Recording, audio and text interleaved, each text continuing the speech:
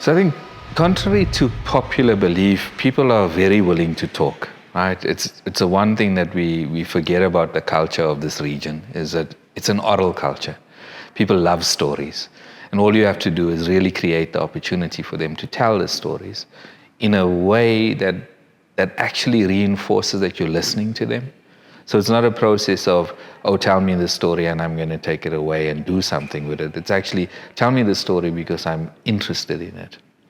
So facilitating processes like this for me is an act of listening actively to what people are saying and sometimes what they're not saying, and then trying to help them stitch their stories together. So while it might at face value seem like a difficult and complex thing to do, it really is centered around this idea that if we don't listen and if we don't validate people's experience by engaging with the things that they're saying, then we're not doing justice to their lives, and so they'll withdraw. So all of these processes for me are about creating the space where people feel like their stories are valid, they're worth telling, and that people are responding to them. The interesting thing about ACT is that it exists not only in these spaces of conversation. So the solidarity grants, I think, are an important part of activation. And those can lead and follow these processes. So some people come into the process because they've received a solidarity grant. They've engaged in some action in their community and are able to possibly through that action have the confidence to come into a space and speak about their reality. For some of the organizations and for some of the people running those projects, it might be the first time that somebody has actually said, there's some money to do what you're interested in, rather than here's some money to run a program that we want you to run. And so I think that's part of the activation, is the grant is an important reinforcement of people's experience. It's a validation. And so people who come into this space, some of them will have had that validation already. Others, when they come into this space, when they see and hear the conversations and they are able to engage with other people, I think, who express the value of the Solidarity Hub, then they're far more likely to engage. So it's in moments like this morning where Quincy says, I've been working with Active Bumbano for the last 2 or 3 events, and for me it's a fantastic experience. It's a great experience, you know. And others talking about participation in events, the listening, the ongoing support, the building of a community of people. I think all of those things add together to make these processes slightly easier than they normally would if we were to design them too tightly. I think that's the other thing. The processes are designed to follow people, not to steer them. So often in these processes, the agenda becomes meaningless after the first hour of conversation because people are interested in something else.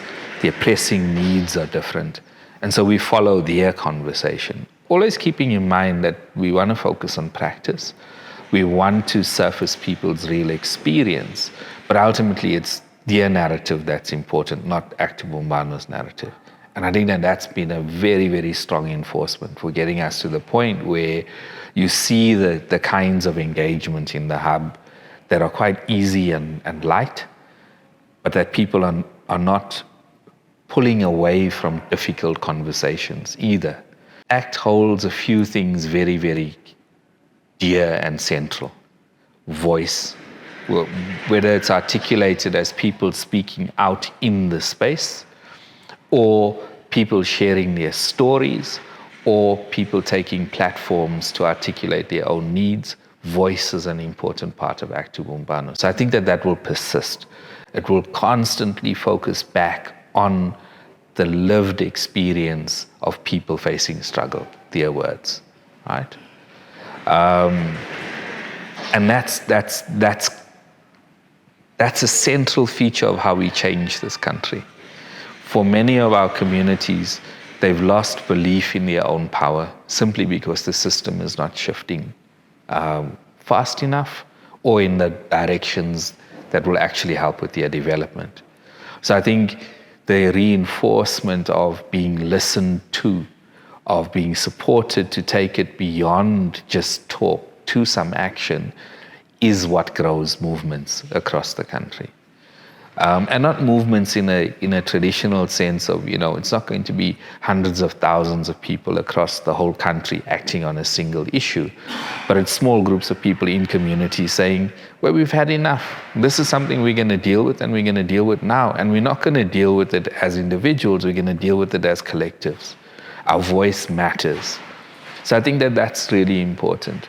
I think the other thing that Active Umbano will hold for the 5-year period is a constant focus on the practical. So we don't have conversations for the sake of having a conversation.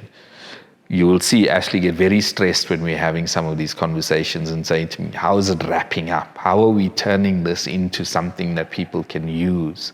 And so a very, very important part of all of these processes is landing in a place where there's something useful for others to reflect on, pick up, or do. And I think that that's the second component that I think will persist, a focus on practice. And then I think the other thing is the value set that underpins the work. It's not a focus on anybody's practice. It's a focus on all community-based organizers' practice. It's a focus on a set of values and principles. Well, it's a focus on the practice of people who believe that human dignity is worth striving for.